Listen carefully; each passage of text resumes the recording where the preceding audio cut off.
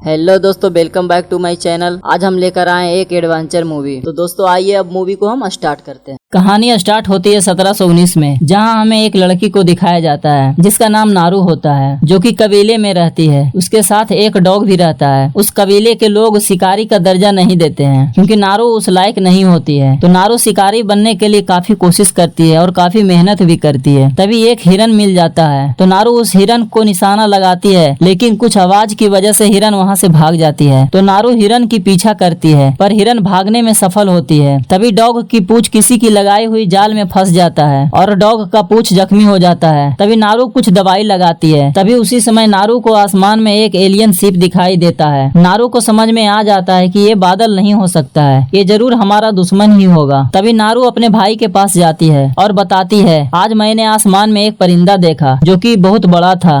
नारू का भाई उसकी बातों पे ध्यान नहीं देता है। नारू परिंदा इसलिए बोल देती है क्योंकि उसे कुछ पता नहीं होता है शिप के बारे में। तभी नारू का भाई बोलता है, सबसे पहले तुम उसका शिकार करो जो तुम्हारा करना चाहता है। तभी नारू घर चली जाती है। नारू की माँ दवा बना रही होती है। नारू की माँ जंगल की जड़ी बूटी के बारे में काफी जानती है, लेकिन उसे नारू का शिकार करना पसंद नहीं था। तो नारू की माँ बोलती है, तुम शिकार करना छोड़ दो, तुम और भी बाकी चीजों में बहुत अच्छी हो। नारू की माँ नारू को एक जड़ी बूटी लाने को कहती है और नारू लाने के लिए चली जाती है। अब दूसरे सीन में दिखाते हैं कि एलियन उसी जंगल में उतर जाता है और अब इधर दिखा रहे हैं कि नारू की साथी में हलचल मची हुई है क्योंकि उसकी एक साथी को शेर उठाकर ले गए हैं। इसलिए तभी वहाँ पे नारू का भाई आ जाता है शेर का शिकार के लिए और उधर से नारू भी आ जाती है और नारू कहती है, हमें भी ले चलो। तो नारू का भाई बोलता है, इसे भी ले चलो, अगर शेर किसी पे हमला कर दिया तो इलाज के लिए हमें नारू की जरूरत पड़ सकती है क्योंकि नारू भी जड़ी बूटी के बारे में काफी जानती है। ये सुनकर सभी उसे ले जाने के लिए तैयार हो जाते हैं। तो हम देखते हैं कि एक चींटी को चूहा खा गया और चूहे को सांप खा गया और सांप को एक प्रीडेटर पकड़कर चीर देता है। इधर जंगल में नारू का साथी जख्मी हालत में मिल जाता है। नारू दौड़कर उसके पास जाती है और जड़ी बूटी लगाती है। नारू जख्मी साथी को वही फूल खिलाती है जिससे शरीर ठंडा हो जाता है। फूल इसलिए खिलाती है ताकि उसकी शरीर ठंडा होने से खून कम बहेगा। रात का समय है, सभी लोग जख्मी आदमी को ले जा रहे हैं। तभी नारू का भाई बोलता है, तुम लोग जाओ, हम शेर का शिकार करके आते हैं। तो नारू कहती है, हम भी चलेंगे और नारू का भाई चुपचाप चला जाता है। तभी नारू का नजर पड़ता है वही सांप पे और वही पंजा पे। नारू देखकर भाई की तरफ दौड़कर भागती है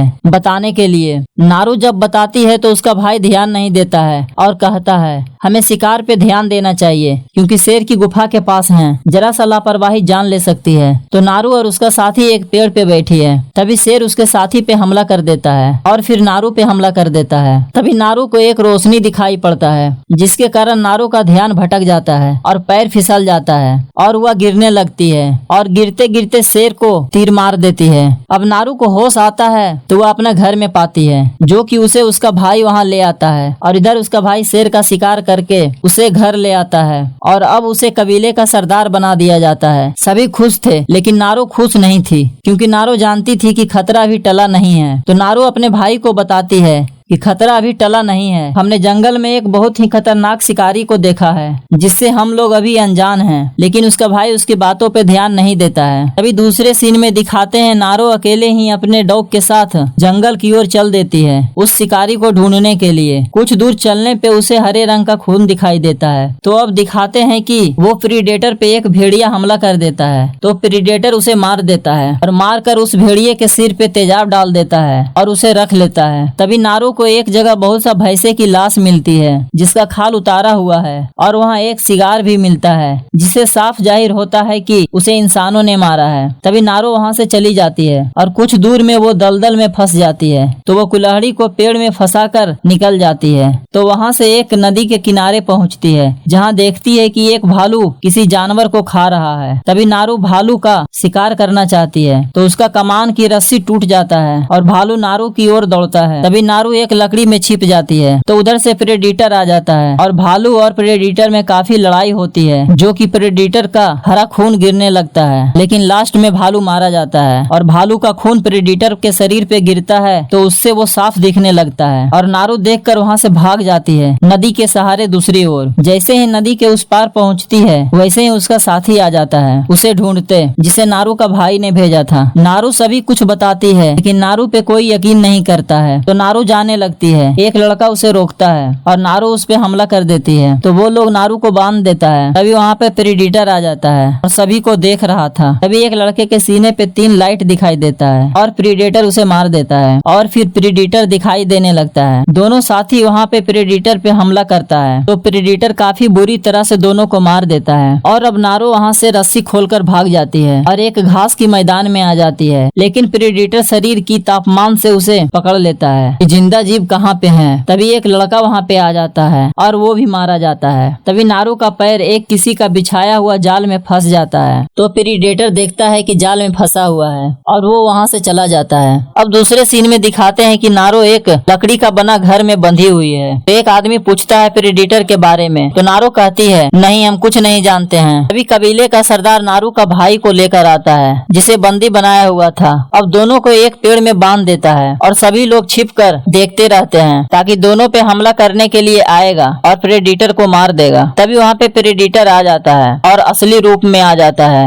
जिसका शरीर इंसान जैसा होता है लेकिन बनावट एक क्रिएचर का होता है। और नारू अपने भाई को बता रही है डरने की बात नहीं है, ये प्रेडिटर उन्हीं लोगों को मारता है जिनके पास हथियार होते हैं, क्योंकि हथियार वाले पे इसलिए हमला करता है क्योंकि वो समझता है कि एक शिकारी है, इसलिए उन शिकारियों ने पहले से ही ट्रैप बिछाया होता है और ट्रैप में प्रेडिटर का पैर फंस जाता है। प्रेडिटर इतना ताकतवर होता है कि उसे तुरंत ही तोड़ देता है और इतना गुस्सा में आ जाता है कि सभी को एक एक करके मारना शुरू कर देता है। कुछ लोग को इतना दर्दनाक मौत देता है कि सोच भी नहीं सकता था। तभी नारू हाथ का रस्सी ट्रैप से काट लेती है और जब वहाँ से निकलती है तो राफेल नाम का एक आदमी मिलता है जो कि वही लुटेरों का ग्रुप का होता है। राफेल नारू से कहता है मैं तुम्हें ये हथियार दे दूंगा जो कि प्रेडिटर को मारने में काम आएगा, बदले में तुम मेरा पैर ठीक कर दो। तभी नारू राफेल का इलाज करने लगती है और वह राफेल को फूल खिलाती है जिससे शरीर ठंडा पड़ जाता है। अब राफेल प्रेडिटर को नहीं दिखाई देता है। तभी प्रेडिटर का पैर अचानक राफेल के पैर पे पड़ जाता है और राफेल चिल्लाता है और मारा जाता है। तभी वहाँ प्रेडिटर आ जाता है, तो नारू को समझ में आ जाता है कि ये प्रेडिटर गर्म और ठंडा को भाप सकता है। तभी वहाँ पे नारू का भाई आ जाता है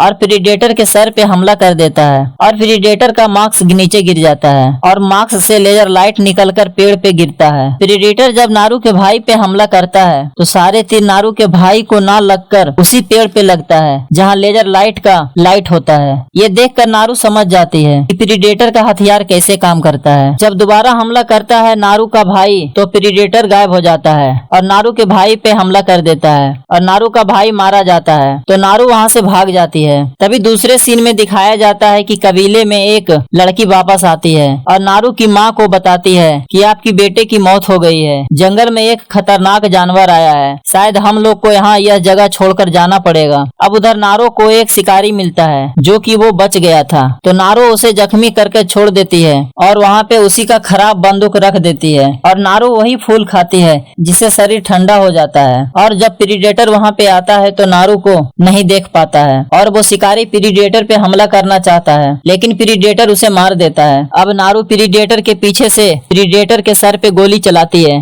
जिससे उसका मास्क गिर जाता है और नारू मास्क लेकर भाग जाती है और वही दलदल के पास जाती है जहाँ वो दलदल में गिरी थी और वहाँ पे एक ट्रैप भी बिछा देती है। अब प्रेडिटर वहाँ पे आ जाता है, तभी नारू हमला कर देती है। दोनों के बीच काफी लड़ाई होता है। नारू का कोई भी बार खाली नहीं जाता है। नारू उस प्रेडिटर के लिए जो जाल बिछाती है वहीं पे और नजदीक ले जाती है और जब लेजर के सामने आने पे नारू वहीं पे रुक जाती है और प्रेडिटर दलदल में गिर जाता है और लेजर के सामने आ जाता है। जब प्रेडिटर हमला करता है तो वही प्रेडिटर लेजर के सामने होता है और उसी के सर पे लग जाता है और प्रेडिटर मर जाता है, यानी वो लेजर लाइट ही उसका हथियार था।